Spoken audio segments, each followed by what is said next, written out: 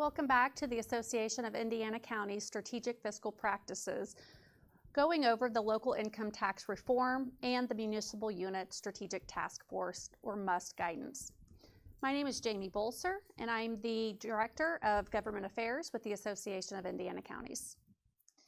In the first part of our series, we covered the local income tax reform.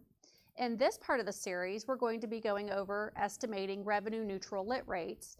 And in the last part of this three-part series, we're going to go over the interactive portal for county and municipal revenue, as well as homeowner tax incident analysis. A quick summary of the first part and some key takeaways. We went over what is LIT. LIT is the local income tax. It's a county or locally imposed that is applied to all taxpayers' taxable income. We also went over how has the LIT base been historically determined and revenue distributed before the reform. As you can remember, the current LIT base is the income tax payers of the entire county or the countywide adjusted gross income, often referred to as AGI. The LIT revenue is currently distributed based on the overall property tax levy, with a few exceptions like edit, which in some counties and in some cases distributed based on population. The first part of the series, we also discussed how will the LIT base be determined, who decides the rate, and how will the revenue be distributed under the new LIT structure. Well, under the new LIT reform, the LIT base will be determined based on local decisions. The county service rate, the fire EMS rate, and the non-municipal rate, such as libraries and townships, will be applied to the AGI of all local taxpayers' income throughout the county. The municipal rate for municipalities less than 3,500 in population will be the AGI of the taxpayers of the county, excluding the municipal population that has over 3,500 in population. And then lastly, municipalities that are equal to or greater than 3,500 population, it'll be the AGI of the taxpayers of just that municipality. And a key area to remember is municipalities that are equal to or greater than 3,500 in population can request to be treated like a municipality under 3,500. And we also went over what are the reasons behind the LIT reform. Currently, there is a perverse incentive for units to increase its property tax levy to receive more income tax revenue. We see areas with declining population that are year over year receiving more income tax distribution due to increases in the overall property tax levy. This incentive was removed. Counties also wanted the option that non-municipal taxpayers would not continually subsidize municipal-only services by paying a higher amount of income tax, which is occurring under the current distribution model. Municipalities wanted the option to adopt their own rate outside of the county fiscal body. This new structure provides that. In addition, we talked about the Municipal Unit Strategic Task Force with the acronym of MUST. Each county may, prior to October 1st of 2026, convene a MUST meeting. If there is a MUST agreement through that meeting, the county shall send the agreement to the DLGF. While you can begin scheduling MUST meetings now, it is advisable to wait until later in the summer to actually convene the meeting, whether it be mid to late August, early September, until all data is available. More on that, we do suggest a cautious and deliberate approach, particularly with timing. AIC is in partnership with Policy Analytics, and we have developed data resources to support LIT distribution discussions. There is an interactive portal for county and municipal revenue projections, as well as homeowner tax incident analysis for each county. So basically, what will be the result of the important decisions to the taxpayers that the local leaders will be deciding on? Additional details and guidance will be provided. There will be a Budget and Finance 2 course offered May 18th ahead of the auditor's annual conference, as well as virtual district meetings in late May and early June. In addition, the State Board of Accounts Indiana County Council Association Conference that will be held on June 13th will also provide additional information then. Data will include updated financial and unit level information. AIC recommends to wait to convene that must meeting until all of these additional trainings and the updated financial and unit level information is provided. The DLGF historically releases its legislative guidance and interpretation of the law in June of every year. We do not want to overstep their interpretation of all statutes that will impact the decisions our local units will be making. Also, the Department of Revenue is collecting a new data source in conjunction with the state's Geographic Information Officer, or GIO. This is needed to be able to locate where that income is being reported. Is it within a municipality? Is it within a small town? In order to be able to quantify that information, that new data point is going to be needed. That is hopefully going to be available, that data collection, later this summer. The DLGF, in collaboration with the State Budget Agency, releases the 2027 LIT estimates on or before August 16th every year. A new requirement in House Enrolled Act 2010 from the 2026 session is that each fiscal officer of each local unit before August 1st is going to provide the DLGF with information on debt that's payable or backed by LIT revenue. This is not information that has been previously collected and is a key component when determining the overall LIT rate.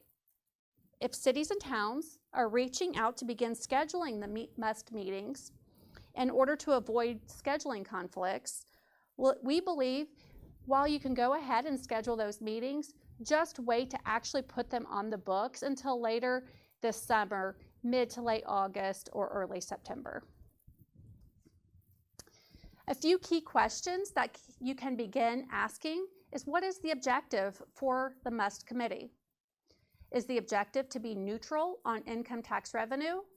Is the objective to have enough income tax revenue to replace any loss of revenue from Senate Enrolled Act 1 from the 2025 session? Is it the objective to increase the rate to maximize revenue? In addition to those questions, you can also begin collecting, ahead of the MUST meetings, key financial and operational information. It may be beneficial for the county and city to begin collecting this key data that will help guide those future discussions. A comprehensive list has been distributed and provided within this presentation, as well as separately from the presentation. Having this information assembled in advance will allow for more informed and productive conversations. For example, is it important to know how much debt is backed by LIT revenue?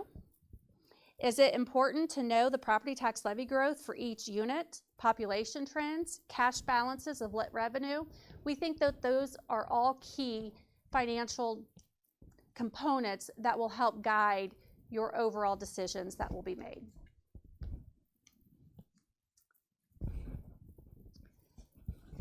And looking at a quick glance of the property tax levies from the most recent data that has been released through 2026 budgets, which are currently being distributed right now, the property tax bills are currently being distributed and collected on. You can see by the pie chart on the left, this is the percent of overall levy for 2026 property tax bills. You can see that the county in the darker shade of blue is under 18% now. This has continued to diminish year over year since 2022 at 17.55%. You can see the largest piece of that pie at 44.2% are schools, Cities and towns have the next largest piece. They're in the green at 23.5%. Then the bar graph on the right is the compound annual growth rate from 2022 through 2026. Counties and libraries have the lowest annual growth rate in most recent years of the largest units overall. So again, the counties and libraries have the lowest annual growth rate. Townships rank at the highest growth rate at over 8%, with schools coming in next at 7%, followed by cities and towns with their annual growth rate at 6% growth. Remember, lit dollars are distributed based off of that property tax growth. Schools do not receive lit dollars in former COIT counties, which there's 36, and they only receive the first 0.25% of the certified share portion of the former CAGIT counties, which make up 56 counties. Now let's jump into estimating revenue neutral lit rates. First, in order to be able to do that, you will need to look at what the current overall tax rate is and the revenue that is collected from that tax rate. In order to be able to find this information, you can go out to the State Budget Agency's website, which is at www.in.gov/SBA, and then you go to State and Local Revenue, Local Income Tax Data, and then select the certification year. That path is shown at the top of the screen, and you can see that there are two different reports that are provided. The first screen showed the percentage or the overall tax rate for the income as a county as a whole. And then this slide shows you what actual revenue is generated from that rate based off of the individual lit rate type. From there, you can go to the DLGF's website and find the unit information. Again, that DLGF website is www.in.gov/DLGF. You can then go to county-specific info, reports, and then the certified lit tax report. This report showing is the 2025 distribution, and you can see it does correspond and reconcile back to the SBA calculation. In this example is Adams County. The SBA's report shows Adams County as a whole, where this report breaks it down by unit within the county. Also in this example, you can see that the PSAP distribution that is highlighted at the top of the report or outlined in that red box is taken off of the top of that public safety amount that's distributed. The remaining amount from the overall collection for public safety, again, is subtracted from that PSAP. The remainder is what is distributed to the underlying units. Taking a look specifically at Adams County, you can see that based off of the prior two reports from SBA and then also from the DLGF, that is where this information is deriving to know what is the current distribution amount. It includes county unit distributions from certified shares, public safety, and economic development rates. It also includes some of those off-the-top amounts for EMS, judicial system, and correctional facilities, as well as PSAP, as we showed you in the prior slide. That will be compared to the estimated county income tax base to estimate the overall rate. So again, that overall income tax base is the AGI of the entire county, or the adjusted gross income. So you have the certified share amount of $4 million, the public safety amount of 2.1. Remember, this is Adams County as a unit of government, not countywide. The economic development portion of $3 million, and then the PSAP, or the public safety access point, of $0.2 million. So the total income tax distributed to Adams County as a unit of government is $9.3 million. However, if we normalize that base based off of actual collections rather than certified shares, Adams County is collecting $9.1 million. The implied tax base, again, is the countywide adjusted gross income. And then what we're doing is just converting that revenue to a rate. And so in order to collect $9.1 million off of that entire tax base or adjusted gross income, Adams County would need to adopt an income tax rate of 0.7915%. It is important to know that the analysis does not include property tax relief, funding for non-county entities in this specific example, and a special purpose rate, which is outside of the maximum tax rate. And again, there's 21 counties that have a special purpose rate that will be added on top of the other maximum rates throughout the county of 2.9%.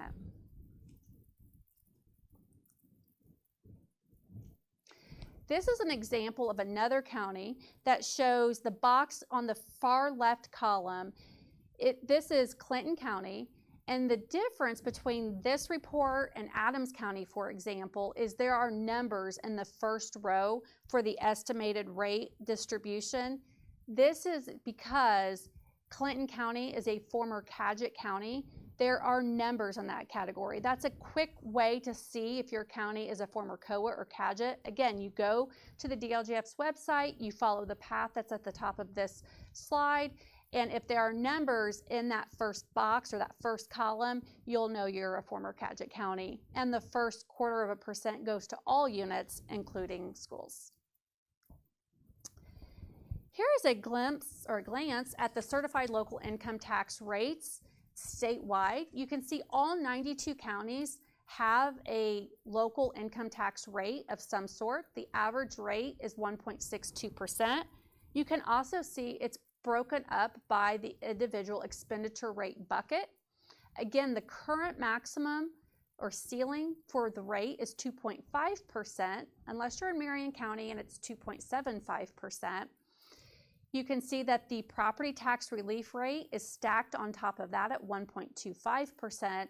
So really overall, that overall rate is 3.75%.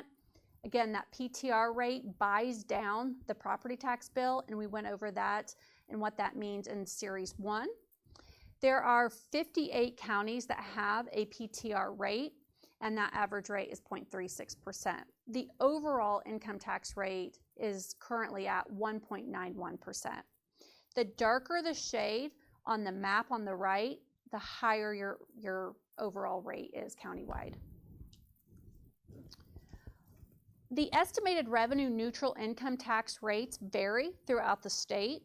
And again, you can see the map on the far right side. If it is shaded red, you are one of the 15 counties that exceed the county service maximum rate of 1.2%. The lighter the shade, you have a lower needed revenue neutral rate. And again, you could go back a couple slides to see how that revenue neutral rate can be calculated.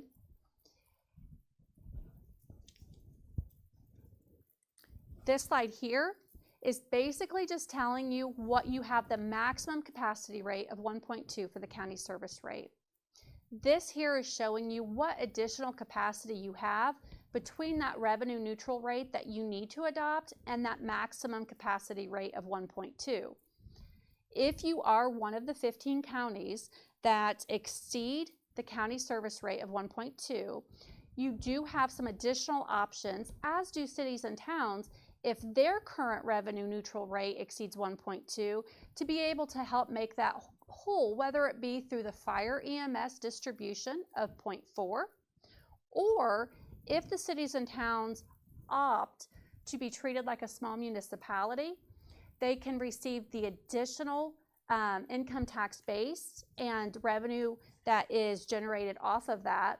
And then also the counties will receive, by formula that's prescribed by the state, additional distribution from that small municipality rate. We'll go into that more in Series 3 because we will have the actual mechanism and that portal to be able to show you all of those different options and all the varying degrees of ability for the county councils to adopt varying rates, and the options available for the municipalities at adopting their own municipal rate, and also the fire and EMS distribution that can be considered as additional revenue as well. This map here shows you the percentage of lit property tax relief impacting circuit breaker. So this is a key component to keep in mind. Right now, that property tax relief credit rate, it buys down the overall property tax bill. Well, by buying it down, it's also buying down the overall circuit breaker loss for the county and all underlying units. So this map will illustrate the darker the shaded area on the map on the right, that means a higher percentage of that property relief credit rate and that revenue that's received is going more to buy down the circuit breaker loss for the units rather than buying down just the one-to-one replacement for the property tax bill. If it's a lighter shade that's shaded in on the map on the right, that means more of the relief credit is going to the property tax bill and not to the overall units to affect their net revenue stream. Again, we'll go into more of that a little bit and show you the varying options in part 3 as we actually dive into the portal and begin explaining that portal. So that concludes series 2 of estimating revenue neutral lit rates. Again, please join us for the last part of this series, which is the actual interactive portal for county and municipal revenue. We have that portal finished and we're excited to show you how to be able to work within this and show you all the different options that you have available to you.